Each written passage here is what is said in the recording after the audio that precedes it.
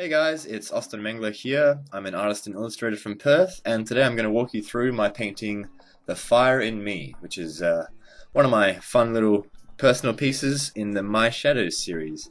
A whole bunch of dark Photoshop paintings, all on the theme of shadows and monsters and demons and all the guys inside my head. Now before we start the video, I just wanted to show you that I've got a whole bunch of layers here of different groups, and that's because I'm actually working on several different pieces at once. Sometimes when you're painting, you can, get very disheartened when you first start and it doesn't turn out the way you like. But, if you keep pushing through that, you can get to much better ideas, and you find that you loosen up a bit and you get really into it, and then you can get much more original and interesting designs that you wouldn't have originally thought of if you'd just given up after the first attempt. So let's get stuck into the video, and as you can see from here, I'm just starting with a very zoomed out picture. So it's a good idea to do that when you're working, because you always want to have in mind the overall composition of your piece. It's something I need to work on more, but you can see there I've also got the navigator window open, which is really helpful in just keeping your whole thumbnail idea in mind. I'm now using the gradient tools to just add a bit of atmosphere and soften the difference between the black silhouette of the figure and the background. Adding a bit of custom brush work here. I use a lot of custom brushes in my digital painting, and I just get them from deviantART, as I've mentioned. You can check them all out on my deviantART page. I've got a little section there which you can see a whole bunch of all the brushes that I download from lots of different awesome artists on the web. And yeah, I'll be putting out my brushes soon, just a free collection of all the ones that I've collected. Yeah, I'd recommend making up your own ones and tweaking them, and having a lot of fun. It's lots of different possibilities there. So what I'm doing now is I'm just adding a few fine details to the skull face. You want to draw your image in. Sorry, you want to draw the viewer into your image, and a good way to do that is to have such a contrast in only one area. You can see I've got the very third up from the bottom is generally the point of interest of your piece. So you want to have the focal point or face of a person in that kind of area. You don't want to have it right at the top, you don't want to have it down the bottom, but you want to have kind of like the portrait. If you look at a lot of portraits, you can see it's kind of the go-to area that your eyes first look at. And having selective color range and shade range is really good for that too. I'm only using white on the very focal point. So here you can see I've transitioned a bit, but all I've added is a bit of mist around the eyes and mouth and the horns as well. So here I've got the silhouette still, and I'm still tinkering away at it. It's a lot of just itty bitty details, and trying to get the forms to read better, try to get the light to look effective yet very, very small.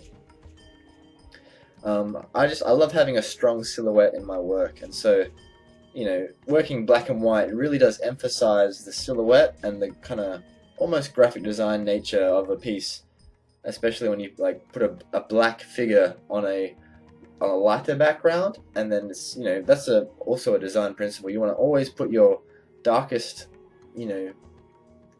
figures and silhouettes on a lighter background and a light silhouette on a black background. Yeah, it's just you want to make it very easy for your viewer to see your image. It might be fine in your head, but if you don't show the viewer easily by painting it with kind of design elements, you gotta make it hard for them to see what's going on. So here I've also flipped my canvas, which is another really useful technique. And as I mentioned, old masters used to do it, and with a mirror on traditional paintings. And it just gives you a new look on your image, and you might, if you're getting bored with your piece, you might just flip it and you're like, oh, okay, cool, that's an area I can work on, or it'll just help you see what you need to work on next.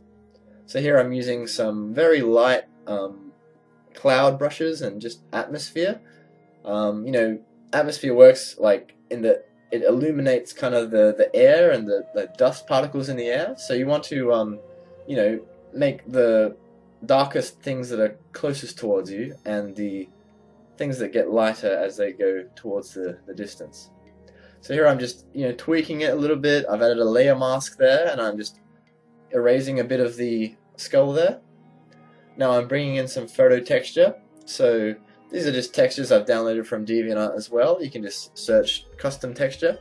And what I'm doing is, I'm experimenting with different layer properties and just having a play. A lot of digital art it's very easy to make it look crystal clear, but I think adding a little touch of randomness at the end, like by adding some photo textures or some, interesting atmospheric effects, and just having a play with the different layer, qualities like hard light or like multiply and lighten and color dodge. They're really like interesting to see what you can do with different patterns and textures, and then adding it to your artwork. I will say though, you don't want to just rely on photo textures and stuff like that to make your artwork. You want to, have the fundamental skills that you've learnt from practice and study, and then you want to, maybe fine tune and just polish them with photo textures, or adding, certain details and helping the materials read better in your image. So there I pretty much just added a few more gradients to the edge to make it a bit more of a windowed, and then that's the final image. It's more of a basic one for me in terms of complexity, but sometimes that helps make the piece stronger by giving it a simplistic, easily readable kind of forms. Sometimes I get more creepy, crazy ideas, and I think they're gonna be a hit, and then they just people don't draw to them as well because they're not as relatable. So having like a skull, or just everyone's got a skull and everyone knows what a skull is, so having that on a demon kind of head is just very much more of an iconic, simplistic kind of horror aesthetic, I suppose. But anyway, thank you so much for watching my tutorial. I hope it was useful, and be sure to leave a comment if you like about what you thought, anything I could improve on, and what you want to see next. I've got lots of videos I want to make, and lots of cool stuff coming your way. Thanks again, guys. Have fun making your art. Always try to practice every day, and do a lot of traditional sketching as well as digital as well. See you later, and have a lovely day. Bye.